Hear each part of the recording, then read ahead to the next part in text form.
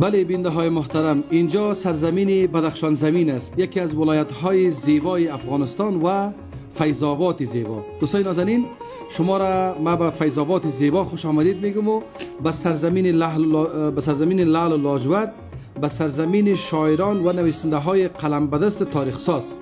دوستای نازنین، این سرزمین سراسر پر از عشق، صفا، ادب، اخلاق نیافته است. یعنی شما در اینجا، شما وقتی که سفر کنین به بدخشان زمین، شما وقتی که برین به بدخشان بین سفر کنین، ببینین جز محبت، جز صمیمیت، جز احترام دیگه چیزی نمیبینین.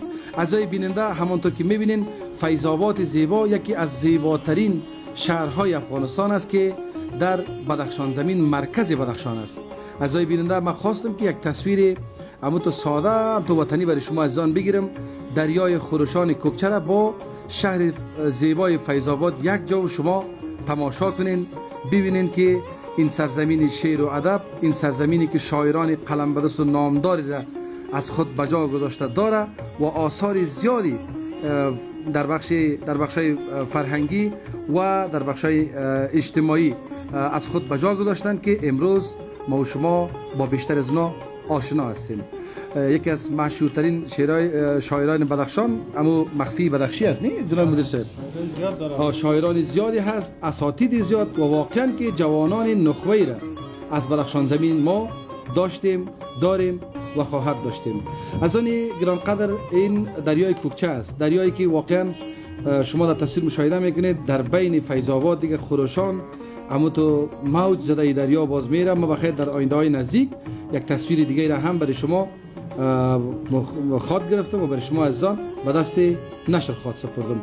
با بدخشان زمین دوستان نازنین سفر کنین، بگردین، گردش کنین، ببینین این سرزمین سیاحت است، سرزمین گردشگری است، سرزمین هست که شما، ما براتون بیشتر گفتم که یعنی هر طرف که برین جز امو مهربانی مردم بدخشان زمین دیگر چیزی را نمیبینین. صفا، مهربانی و امو خلق نیکو، امو اخلاقی که واقعا با انسان میکنن، این هر کسی باشه مجذوب اخلاق شیفته این مردم دلپاک و این مردم وطن دوست میشود.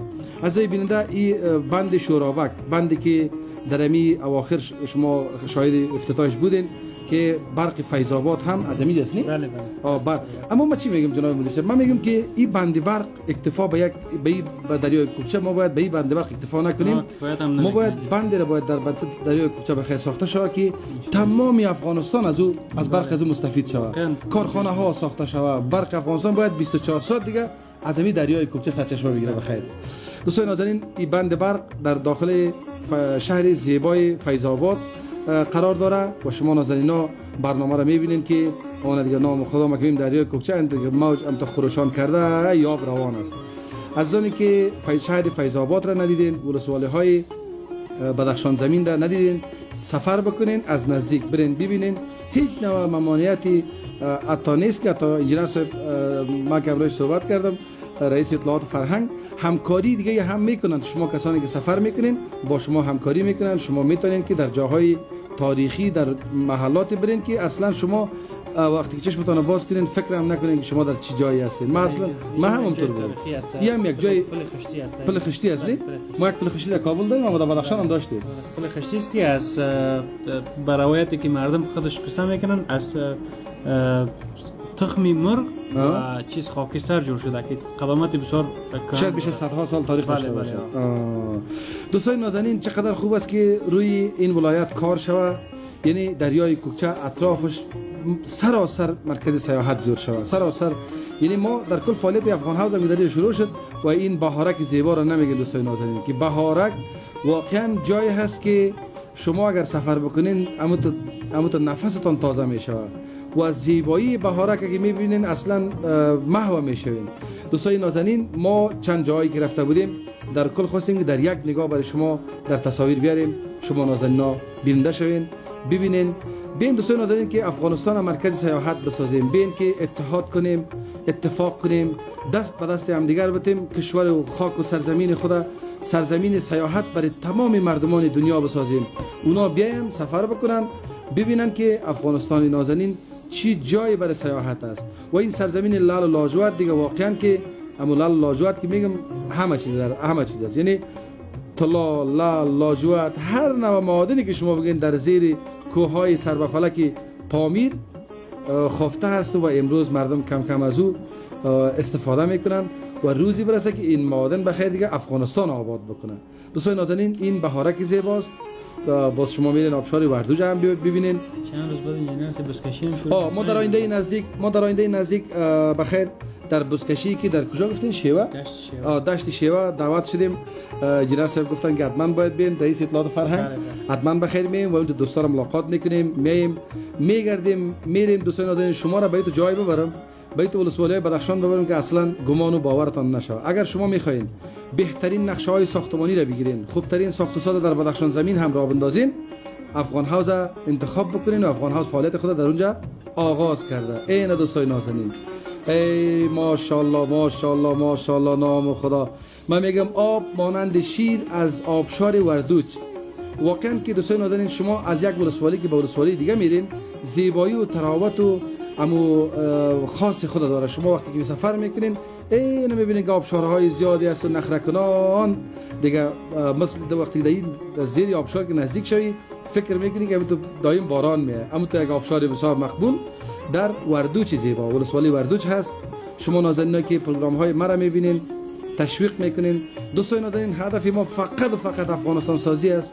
فقط و فقط میخوایم که در کل اتحاد ملت و مردم افغانستان، یک پارچگی مردم افغانستان و سرزمین ما را به دنیا نشان بدهیم که ما چی وطنی داریم.